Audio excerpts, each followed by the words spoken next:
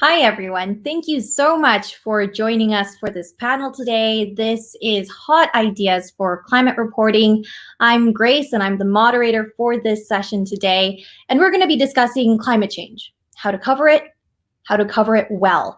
It's one of the most pressing issues of our time, and climate scientists have called on us journalists to cover it with the same urgency that we cover the current COVID crisis. So how do we do that?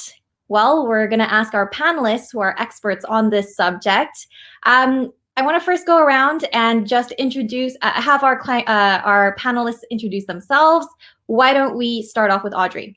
Thank you, Grace. So hi, everyone, and thanks to the organizers for inviting me. My name is Audrey, and I'm the Science and Environment Correspondent at the Straits Times, which is Singapore's national broadsheet. I have been covering environmental issues since I joined the paper about 7 years ago. And yes, climate change has been taking up increasing amounts of my time, although I do cover other environmental issues as well, like the illegal wildlife trade. But as we will see later, all these environmental issues are often intertwined. And I'm looking forward to the discussion with the rest of the panelists about how we can cover this well in Asia, especially. Great. And Crystal, go ahead. Oh, you're muted.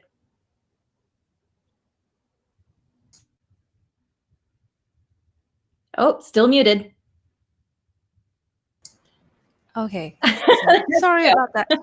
Yeah, so this is Crystal from Hong Kong. I've been a journalist since 2012, and I have reported a lot from Southeast Asia particularly. So upon doing my master's degree in energy and climate policy in 2015, I started writing extensively on climate change. And I mostly report in the Chinese language because I believe there was where the knowledge gap is. By knowledge, I don't mean just a specialist or scientific expert to climate change, but the overall understandings of the human impacts of climate change, why it is an issue of social justice and human rights, and so on. So I look forward to engaging in the discussion that we are having. Fantastic. And Joydeep? Hi, everyone. I'm Joydeep. My full name is Joydeep Gupta. I work for the Third Pole, which is an environment news website that looks very specifically at the entire Himalayas, the Hindu Kush Himalayas and the Tibetan Plateau, as well as the basins of all the rivers that flow down from the Himalayas. So effectively, we cover all of South Asia, and we do cover a lot of Southeast Asia, China, and now we are starting to cover Central Asia as well. And of course, climate change is a very important issue in this entire region, which covers much of Asia. And yeah, let's talk about it later when we're getting into the discussion. Great. And Imelda? Hi, everybody. I'm Imelda Banyo. I'm writing about climate change for more than 15 years already. And I am the content coordinator for the Philippines and the Pacific region for Internews Earth Journalism Network. Internews is an international media development organization which aims to culture and also build the capacity of journalists and media organization. I'm also the founding president of the Philippine Network of Environmental Journalists. And also, I am the contributing editor of Mongo Bay Environews Philippines, which is being supported by Internews Earth Journalism Network. Like Joydeep here, I also help train and mentor journalists throughout the world on environmental reporting, particularly on different ways to report on climate change issues, and especially during the yearly United Nations climate change negotiations. Thank you. Fantastic.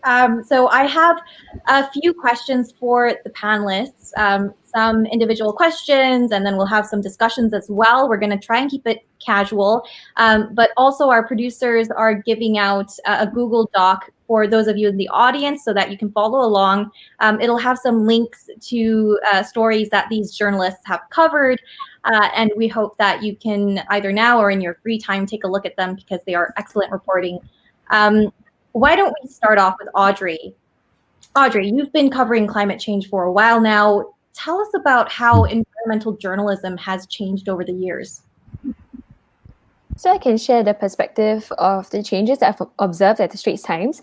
So I would say that, climate change has become an issue of increasing importance, and that has been reflected in the Straits Times coverage of the issue as well. So while we have covered ad hoc climate events in the past, I would say that in 2018, especially, our editors decided to take on a more focused and a more focused approach to this issue. So I have shared the link in an article. That was when we really ramped up our climate change coverage, and we rolled out a 6-part feature covering climate change from different angles.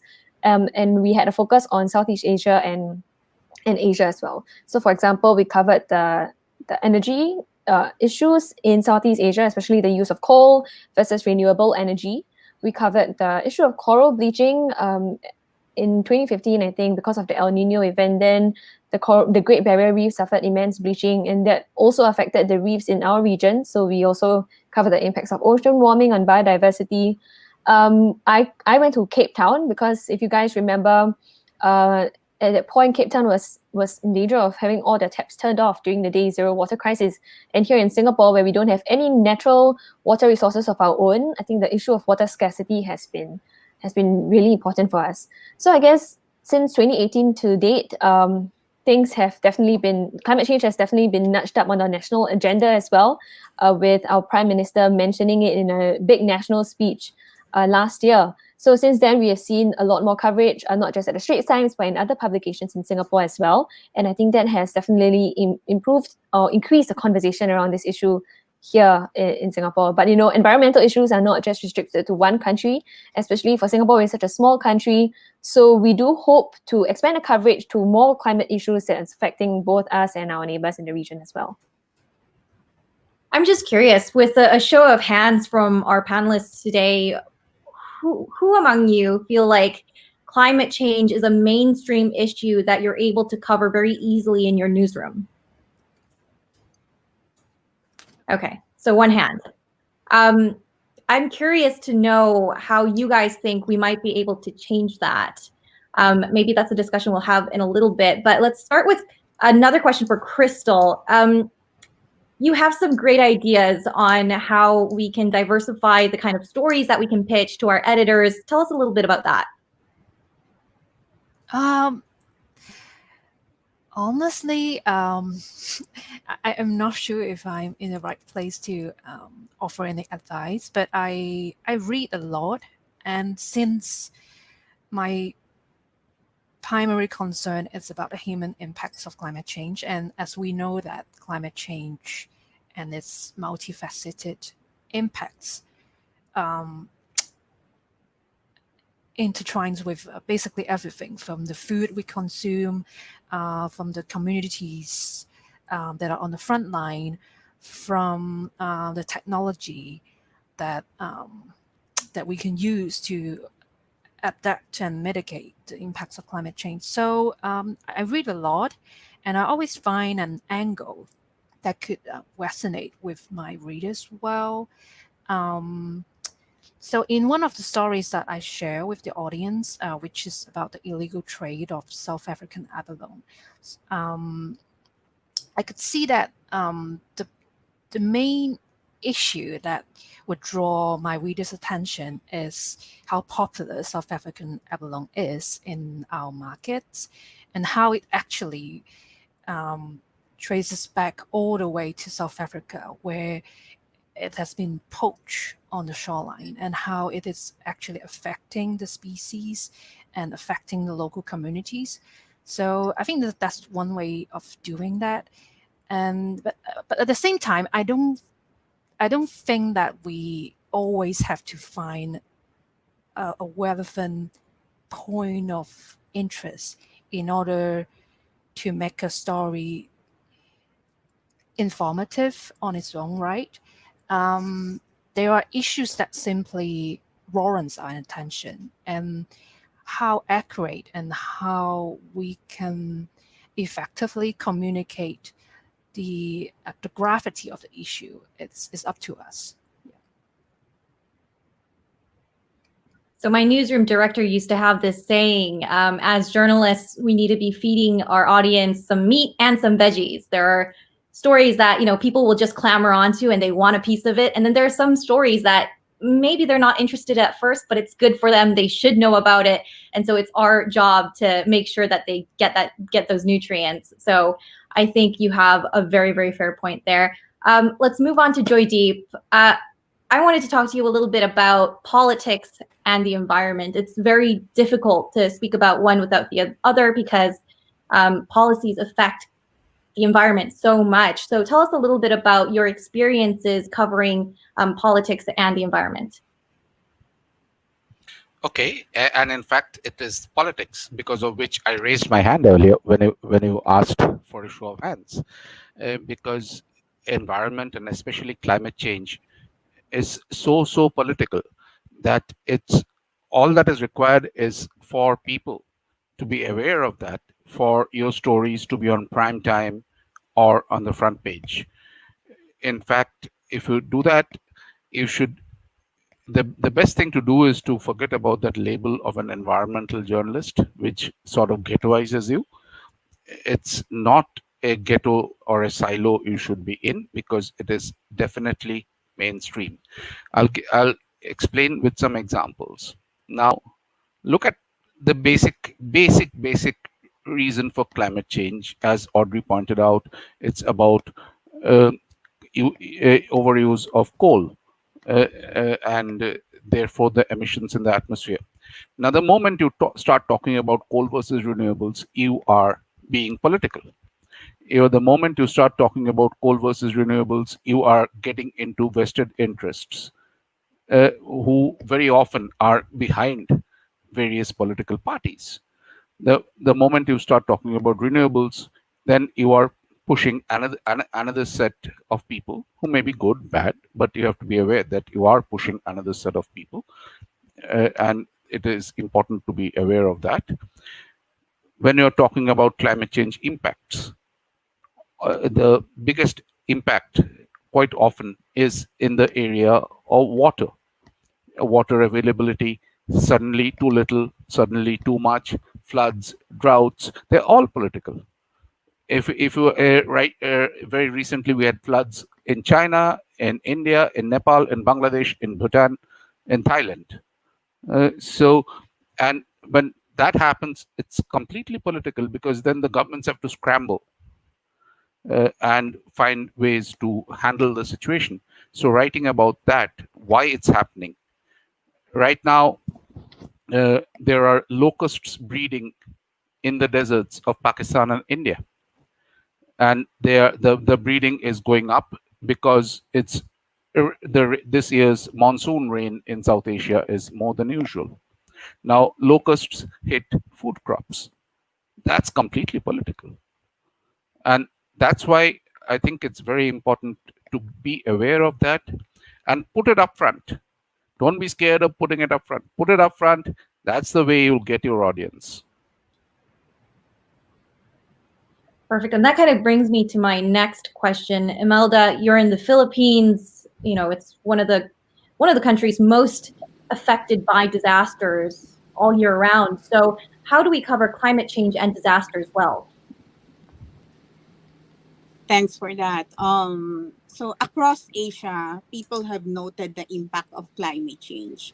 And even journalists like us are feeling the strain of the changing climate, especially on the way we report things.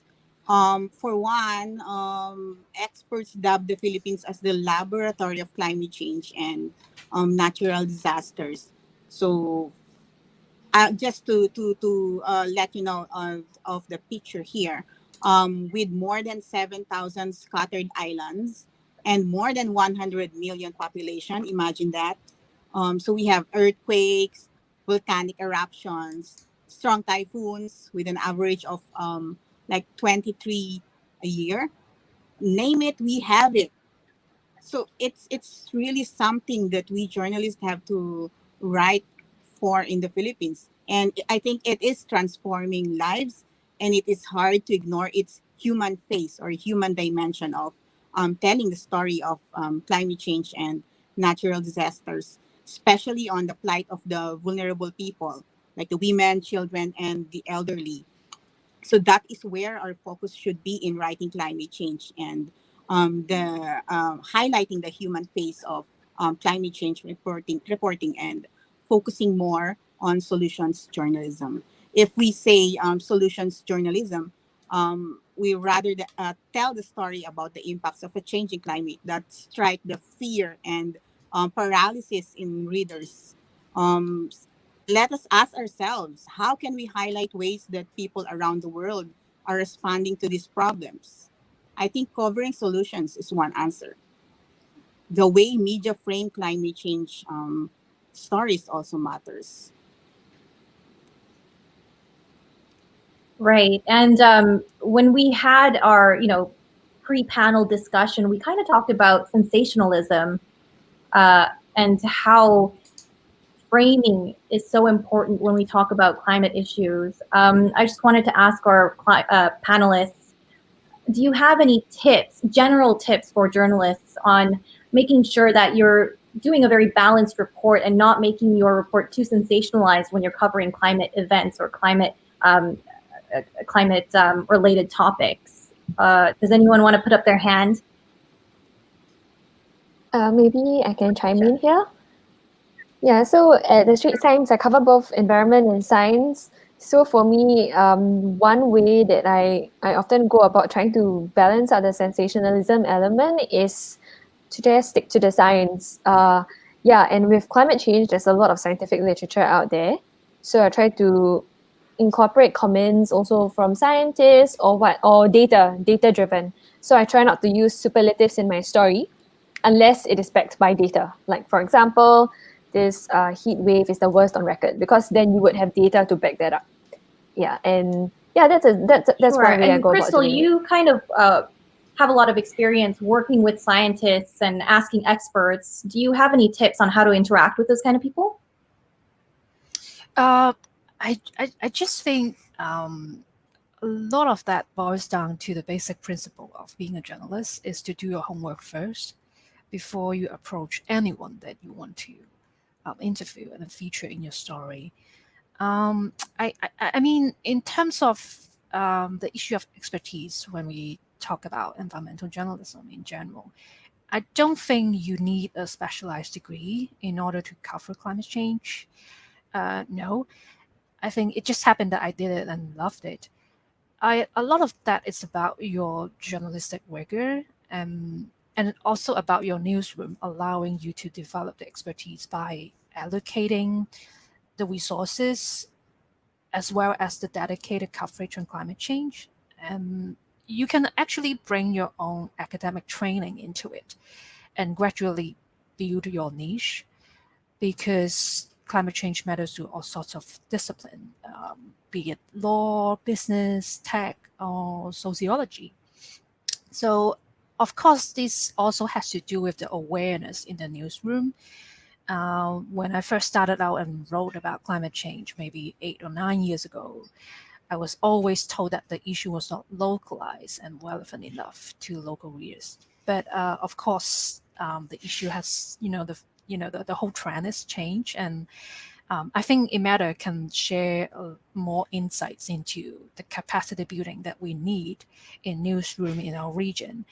But going back to the issue of sensationalism, I think there is simply not enough discussion of the intersectionality issues relating to climate change. For example, like how it relates to gender and social justice. And, this also goes back to the lack of resources that we see in newsroom. For example, we see that the issue of climate refugee, the whole doom and gloom and even barbarian at the gates narrative has recently attracted a lot of media attention all over the world and especially in our region. But if you dig deeper, you will realize the international community and even the Pacific Islanders themselves advise against such use of definition for accuracy and sensitivity purposes, but we are using the term anyway in media without digging into the more profound and complex issue of environmental migration. That's the fact that the migration has always been driven by multiple factors, and so there are different solutions to it, both within and across national borders. Another related issue I can think of is gender, as in, how women's lack of access to land and natural resources renders them more vulnerable in a changing climate, how women are often more affected by disasters in various ways, how they perceive risk and respond to changing circumstances around them. There's another issue about tech as well. Especially in our region, we get the sense that nuclear as a base low power source, while we transition to a low carbon economy, is actually very divisive in our region, and very contentious as well. And a lot of times it is about the not always grounded fear of another Fukushima disaster. And at the other end of the spectrum, you see all these business stories of big and fancy tech promising some sort of large-scale quick fix to climate change.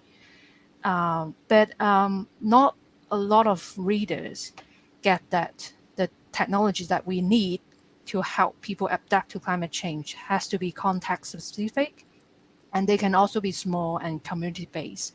So I think that there are a lot of actually smaller issues that we can actually dig into and inform our readers in a lot of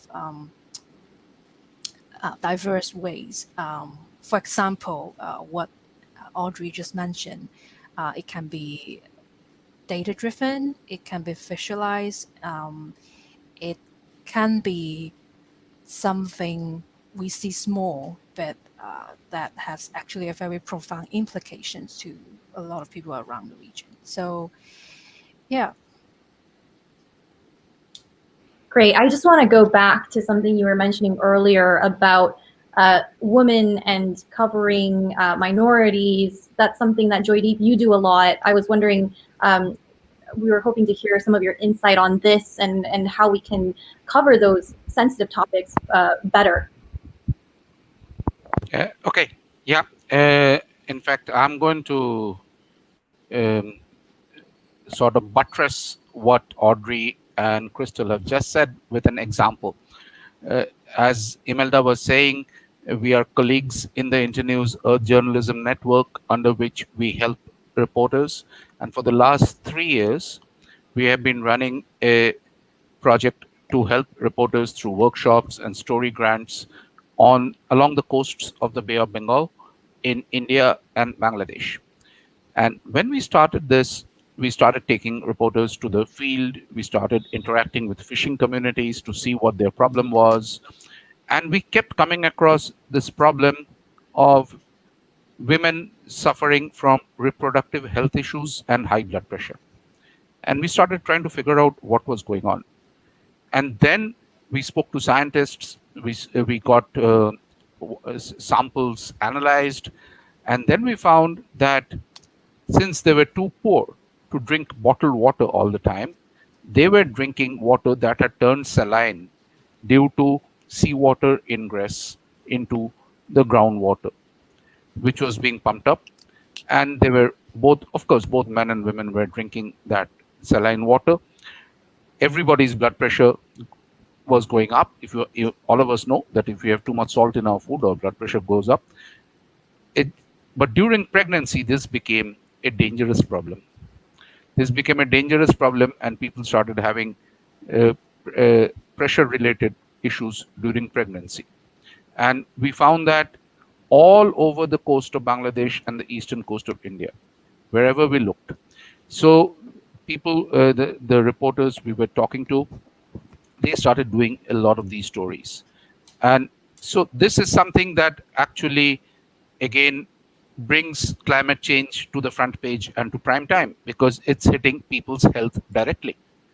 It's something that has already made the authorities take some moves.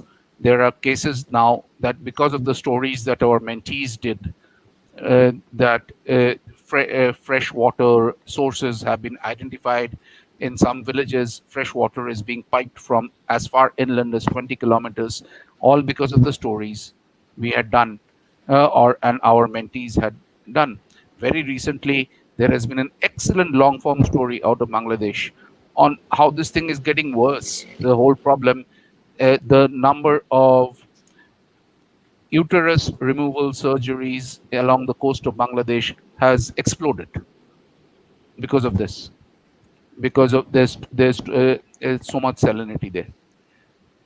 All of you reporters, all of you are from have coastal communities. Go check out in the fishing communities in Singapore, Hong Kong, Philippines, wherever. You are going to get these stories. Thank you, Dave. Imelda, I imagine you have a lot to offer on this subject as well, talking about how to cover sensitive topics, especially when you're covering disaster zones. Mm-hmm. Yeah, you're right. Just to add to that conversation, I think the good thing is that we are ourselves journalists and we understand the challenges of translating the science of climate change, because it's not easy, and we know that knowledge and understanding of climate change really matters. To add to that, the scarcity of resources, training, funding, networking. Um, we when we talk about the Philippines or the countries in the Pacific Islands like the Tuvalu, Fiji, Solomon Islands, Papua New Guinea, or Vanuatu, we talk about people and their environment. Again, the human face of climate change and highlighting the participation of women. So issues like rising seas, migration, food security, mostly on adaptation and resilience, and that translates into like the daily lives of the people in those islands. So we are writing on these all important concerns that journalists need to have their capacities raised, trained, and networked well enough to understand what the issue are and how to effectively report it in an innovative way. And I shared with you an example of a solutions journalism that I was talking about, focusing on this one is focusing on the women. They are helping each other in the communities to protect their livelihood and their environment through, for example, seaweed farming. So in this small community in far-flung areas area in Palawan in the Philippines, the decline of fish catches has sparked an interest in shifting in society as the community's women previously reliant on their husbands for income. So through seaweed farming, they have adopted some strategies as well. This includes like establishing of an early warning system for typhoons, improving harvesting techniques and drying methods, and deploying better fishing gear and boats. So it's a good report to highlight actually, not just the doom and gloom, and highlighting in these reports the women's perspective. Perfect. I think a lot of journalists in the past few months have kind of almost experienced what you guys experience on a daily basis, trying to cover COVID-19. You know, you follow the science, you try to report as objectively as you can, and you still get a lot of viewers pointing fingers, saying it's politicized. It all sounds very familiar to me because I've been covering COVID. And I think it can be very frustrating as well. One big point that we were also raising during our discussion was also the importance of finding the right experts to talk about any given subject. So I wanted to go through with the panelists on tips on finding the right experts, especially when it comes to local stories here in Asia. Do you have any tips or advice for journalists trying to find experts to talk to? Audrey looks like she has something to say. Audrey, do you want to go ahead and start? Okay, yeah, sure. So for me personally, issues like climate change and COVID-19, sometimes it might be hard to find experts to talk about it locally. Like, for example, here in Singapore, climate science is still quite a nascent field. But what I try to do with my stories is to try to give scientists from this region a platform to be able to share their views so that, the discussions about all these global issues are not entirely dominated by the West. So sometimes I ask local scientists, let's say if I'm covering an issue climate change is an issue that is also multifaceted, right? So you have experts who study the ice sheets, and then they can talk about sea level rise. You have experts who study atmospheric science. You have experts who study the ocean, and all these are interconnected parts of the Earth system. So sometimes I will ask experts in Singapore whether they could recommend people, experts overseas who would, in Asia who would be able to chime in with their thoughts. And I find that this is important because the experts would also be able to, other than providing information about the science, they can also talk about how it affects this region. A lot of the climate change, international coverage of climate change focuses on what happens in the West, impacts on communities there, which is also important. But for audiences in this region, they might want to know how it's affecting people in their own part of the world. So I think that's one important thing, I feel, like to be able to give scientists in our region a voice to speak up and share their views with the international community. Yeah, and Crystal, we were talking about how the kind of expert can drive a certain narrative as well. Can you tell us a little bit about that and, give us tips on how you find your experts? Yeah, I totally agree with what Audrey said. I always look for not local experts per se, but experts that are based in our region, whose research focuses on the region as well. And that's something I want to add to the discussion that we just had. Is there is this growing awareness of representation in our reporting in terms of the diversity of experts that we talk to and featured. I know this initiative called Women for Ocean, which is founded by a very experienced ocean protection advocate.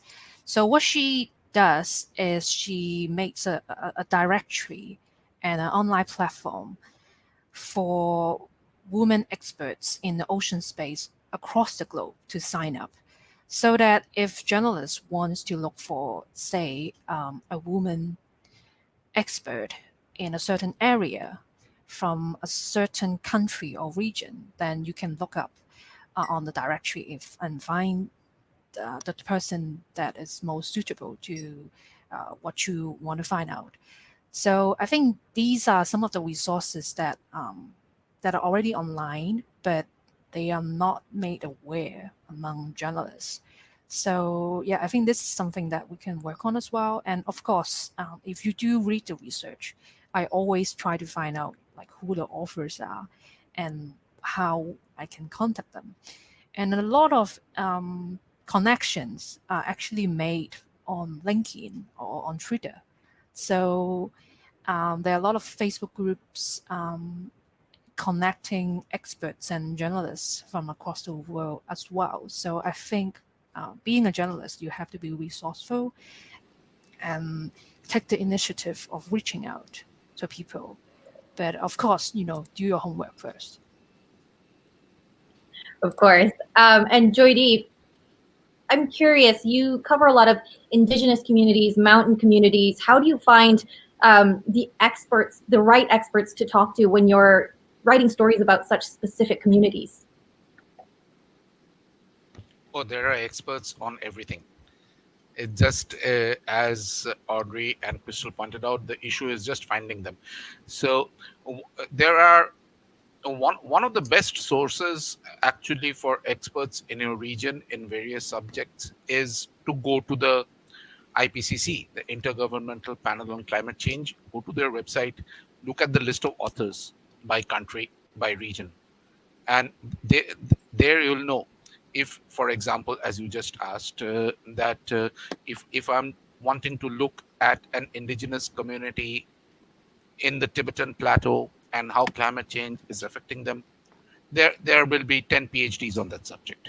It's just a question of where do you find those 10 PhDs. And so this is a very good source, because many of them are in the Intergovernmental Panel on Climate Change, if not for this report, then for previous reports. So looking at that list of authors, there are other sources which are regional. As Crystal pointed out, there are specific groups of women scientists looking at ocean issues. Similarly, there is a regional organization for looking at the entire Hindu Kush Himalayas Tibetan plateau, based out of Nepal, Kathmandu. It's called the ICIMOD, in National Center for Integrated Mountain Development. So they have experts in all these subjects when it comes to mountains. And another very good source is Google Future Earth. Future Earth is an excellent group of scientists who are dealing with all these subjects, and just ask them; they'll put you in touch. Fantastic. And Imelda, you had a list of resources that you wanted to share with our viewers. So did you want to just kind of go through that list and tell us who we should be reaching out to, who we should be looking to for expertise? Of course. Again, so networking is the key really here. Networking not just with scientists, but with NGOs, policymakers, or even fellow journalists. And what we usually do with Internews or Journalism Network is that we bridge the gap between journalists and experts and even policymakers. So we make training in that kind of setting. So, well, for me, I would like to tell you about Internews or Journalism Network, which has been assisting journalists in the past few years to strengthen their capacity to communicate climate change in Asia and the Pacific region.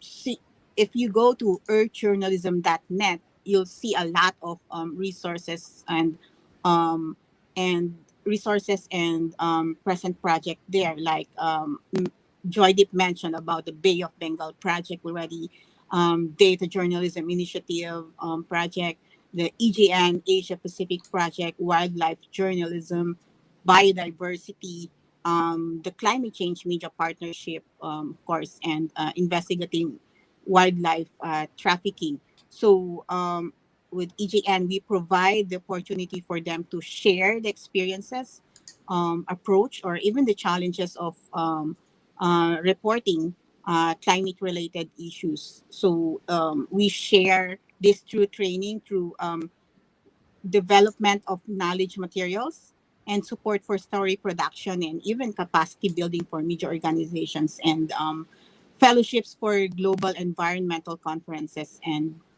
developing multimedia platforms. In the Philippines, for instance, I've together with scientists and local communicators, we've developed this Klima 101. It's a climate change guidebook for Philippine journalists. So it's not just for journalists, it's for journalism teachers and trainers, so that they can navigate and understand the science of climate change and how it translates to the everyday life of the Filipino people, its impact on agriculture, food security, and even pushing for the policies for the government. Yeah, I think there's a lot of resources over there, and Joydeep has mentioned a lot of it already. I just would like to highlight the Earth Journalism Network here. We just finished or closed the story grants for Asia Pacific project on environmental related reporting. If I'm Perfect. sorry, Grace, if I could just chime in here. Yes. I mean, since Imelda was on the topic of how journalists in the region can look for a boost, in terms of resources. I'd like to plug the Pulitzer Center's Rainforest Journalism Fund. So basically, the Pulitzer Center has funding to boost rainforest coverage in the 3 rainforest basins in the Congo, the Amazon, and also here in Southeast Asia. I am on the advisory committee, and we are always on the lookout for stories at the intersection of rainforest protection and climate change. So I will send the link over, but it's a good resource to turn to. Let's say if you are from a resource-strapped newsroom, we fund projects which would enable travel. I mean, after this COVID crisis is over, but it's something to keep on your radars, I think, because it's a good source for journalists. Perfect. Thank you for that. We also have that Google Doc that you guys in the audience all have access to. I'm sure there's more stories and more links there for you guys to take a look at as well. I want to go into some of the questions now because there are already a lot of questions being posted on the comment section, and some of them are great. This one comes from, I'm going to say Ruhi, an Indian journalism student at the University of Hong Kong. His question for the panel: on the note of solutions-based reporting, often I find that solutions that come up in reporting are more individual-based, switch off your lights before leaving a room, instead of a systemic-based, hold big corporations accountable kind of a thing. So how do you suggest we future journalists overcome this bias in reporting without demotivating readers from taking action? A lot to unpack there, but I guess the gist is how do we make sure that people don't get demotivated, but also get pumped for future action? So why don't we see who in the panel wants to take this one with a show of hand? Very briefly, because I mentioned about solutions journalism already. When we say solutions journalism, it focuses on shifting the balance by promoting forward-looking or rigorous coverage of responses to social problems. So, for example, of these are switching fossil fuels to renewable energy, forest preservation, or even in the Philippines, like switching to drought or flood-resistant seeds and crops. So I think it's more on highlighting those feel good stories, because it's not just for story per se, but it helps the community. It helps respond to social problems. Joydeep, did you have something to add to that?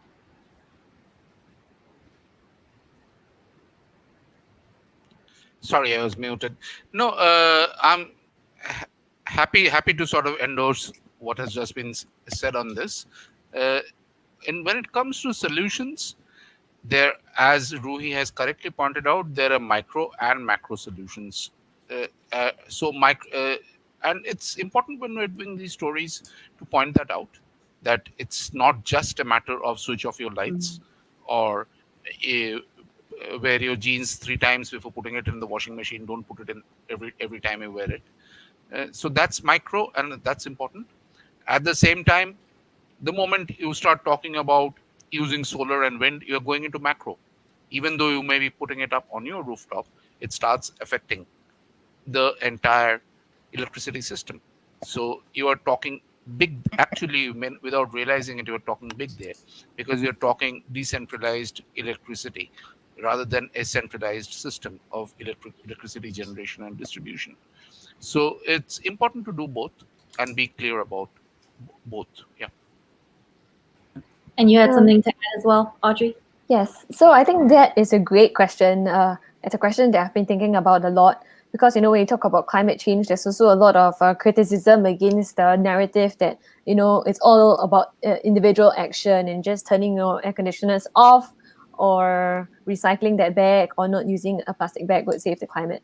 So I understand the importance of emphasizing bigger actions, but if you think about your readers, right? If your reader is not interested in environmental issues, especially for me, I work for a broadsheet. It does not have only an environmental focus. So I have to think about how I can reach out to that group of people without making them feel disillusioned. Because if you go and talk if you start talking about, for example, shutting off the power plants in Singapore, or talking about investments in green hydrogen, how much of it can individuals actually contribute to that? So I try to cover a mix of stories. I mean, it's always important to report about the developments on the broader perspective, and what the science is about how we have to cut emissions, and the only way to do that is to transition away from fossil fuels. But in order to make the topic still relevant, I also try to cover ground-up efforts, what individuals are doing beyond just turning off their aircons at night. So we try to feature all these ground-up groups, ground-up efforts. And I think the hope is that individual action is not totally useless in that, because it sends a signal. It sends a signal to your government that the people here are willing to do more for climate change. It sends a signal to companies that your consumers are more discerning about the things they buy. And that could have a trickle-down effect. So I think it's important to cover both, so you don't alienate certain segments of your audience by focusing on just one. Perfect. There's another question here that is really great. It's from Dexter, one of our producers, actually. Do the panelists believe that climate reporting can be done in a truly objective, neutral way? How do you cover stories without appearing to be overly activist and be balanced in relation to governments and corporations? Crystal, do you want to kick us off with this one? I would say in a field of journalism, I don't think there's absolute neutrality of things, especially you are talking about humans' lives, lives within communities that are affected by climate change and how people make decisions. So it is always complex. It's meant to be. So, but I agree that we should strive to stay balanced in our stories, diversifying the perspectives we are presenting in the story. That's one thing to do. And I also want to going a little bit back to what you just said about how to present an actually backstory from a similarly small individual action. For example, if we see a lot of reportings talking about plastic waste these days, but we don't see much about e-waste. The issue of e-waste is actually equally severe, especially in our part of region. And then if we talk about e-vehicles, where do those rare earth materials come from? It actually drives the demand for more mining activities in the developing world. So, and then we can ask ourselves, so what can we do about it? The problem with the doom and gloom narrative is that it drives people away from actually doing anything. So I think we can maybe start with our phones and the computers we are using. Do we actually try to get a fix, and instead of buying a new one every time? I mean, this is something that we can do that is actually fits into a bigger pattern of waste and environmental issue that is so severe in our part of the world. The way to balance our story is just to get the facts right and to illustrate, what are the possible recommendations that is available. So I think going back a bit to the issue of sensationalism. So we try not to be alarmist, stick to the facts, stick to the science, and that's what we journalists can do. Perfect. And is there anyone else who wanted to chime in on the issue of trying not to appear as too much of a advocate versus a journalist? Yeah. I feel like that's an issue that a lot of us come up against.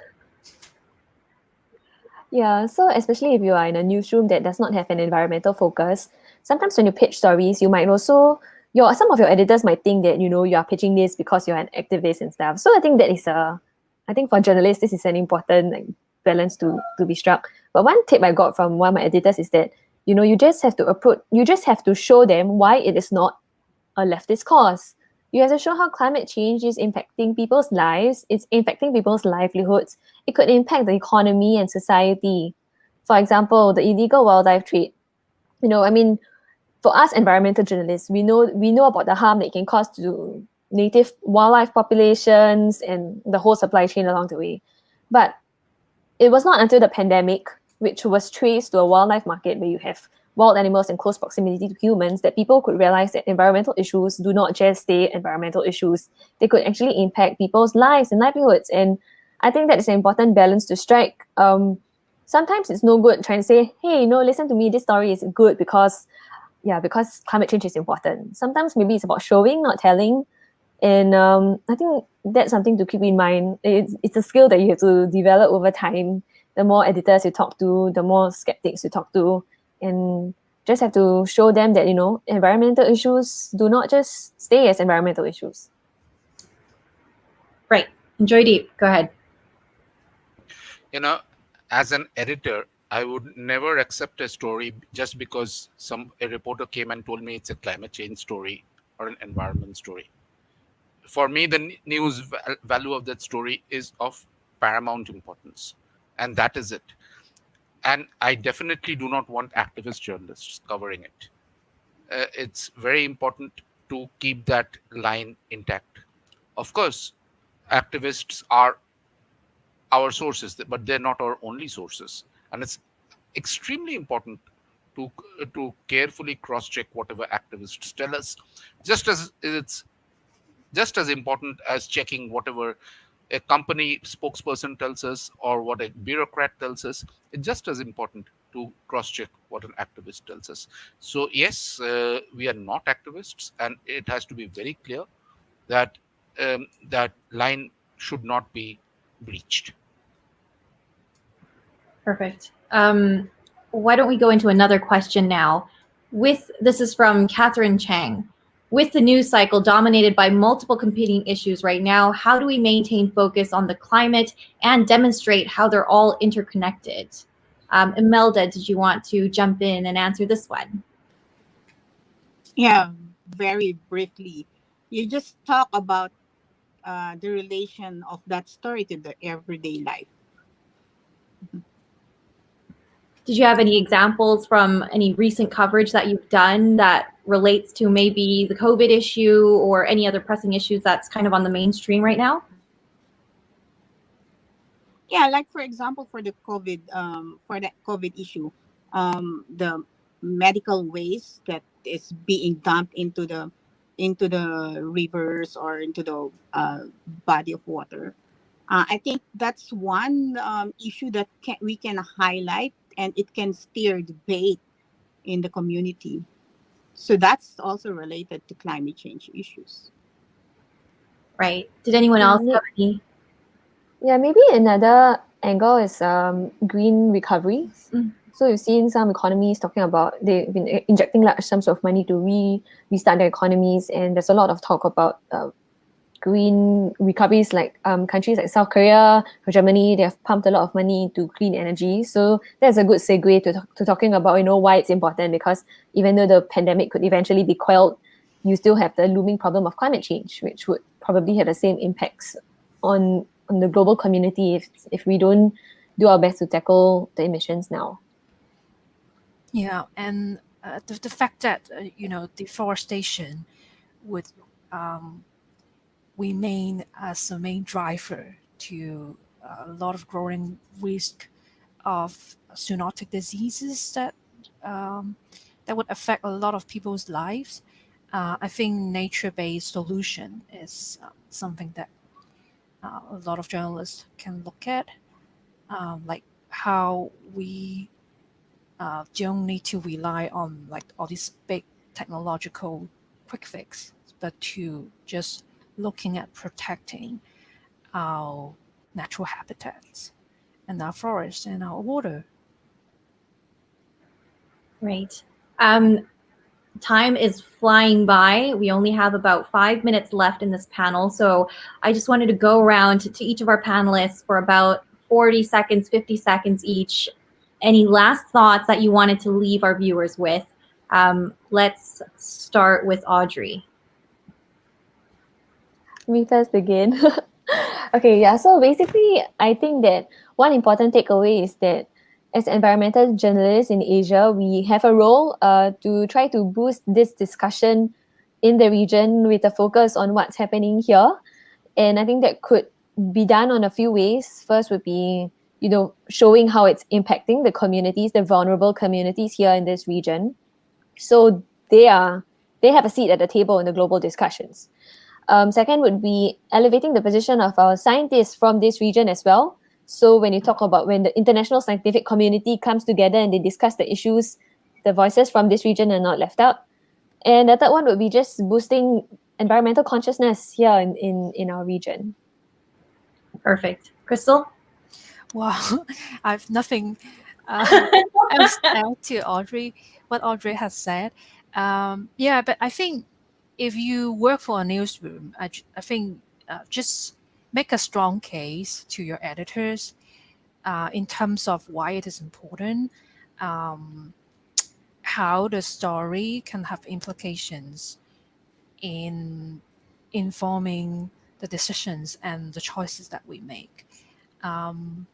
And I think a lot of that goes back to how well you prepared and how diversify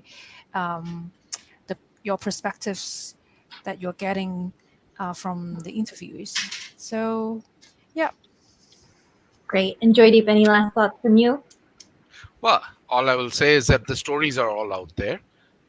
Definitely, and all it requires is for us to go and get it, put a human face on it, and it's a political story, it's a business story, it's a human rights story, it's a diplomatic story, it's a health story, it's just about it's even a sports story in many cases. So it's there in every field of our reportage, and it's important for us to go and do it. Perfect. And Imelda, last thoughts, please. As journalists, we have the opportunity to tell local, personal stories about climate change that are both scientifically accurate and relevant to people's daily lives. At the end of the day, climate change is all about people. Perfect. I want to thank our panelists so much for joining us here today. We had such an enlightening discussion, and I hope everybody in the viewer's seat takes something valuable away from this discussion today. Thank you all so much for your time and for doing this and while you're stuck at home and while all this crisis is happening around us. Some quick housekeeping announcements. Next networking coffee break for N3Con 2020 is happening soon. So go on Facebook and check that out. And the live streaming group behind the scene of our next panel, 3 p.m. Diversity Matters, how a diverse newsroom gets you better stories. So we still have a lot coming up on N3Con. Thank you all for joining us for this amazing conference. And I want to thank the behind the scenes people as well who have put on this amazing digital platform for us. It went seamlessly and I am so impressed. And with that, we're going to wrap up. Thank you all so much. Thank you. Thank you.